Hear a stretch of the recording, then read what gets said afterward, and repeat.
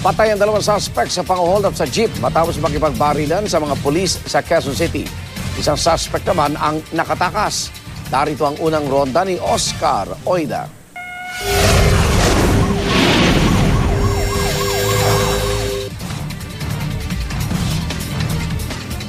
Nanginginig pa sa takot ang mga sakay ng pampaserong jeep na ito nang abutan namin sa bahaging ito ng Quezon Avenue pasado 1:00 ng madaling araw.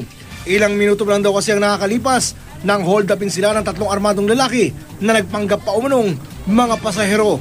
Sumakay po sila ng Banawe, tumigil po si Kuya para po ibaba yung friend po namin.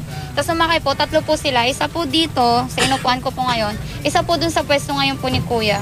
Tapos isa po dun po sa harap. Tara na, tapos naglabas na po ng baril. Tapos kinuha na po yung namin, yung bag po namin. Habang abala ang mga suspect sa paglimas sa mga gamit ng mga pasahero, kabuntot na pala nila ang isang mobil ng pulis. Kaya pagkababa nila ng jeep. So tamang-tama kanina, napansin ng mga tropa ko, nagkaroon ng commotion sa isang jeep. Nilapitan nila kagad, pagbaba nila ng jeep, pinaputukan kagad yung pulis natin. So no choice sila, kaya binaril na rin yung dalawa. Patay ang dalawa sa mga suspect habang nakatakas sama ng isa sa mga kasamahan nito. Sa tabi ng dalawang nasawi, nakita ang tig-isang kalibre 38 baril, pati na ang mga bag ng kanilang mga biniktima.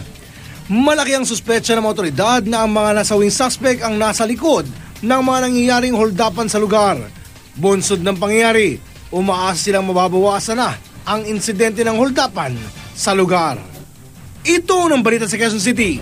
Oscar Oida reporting.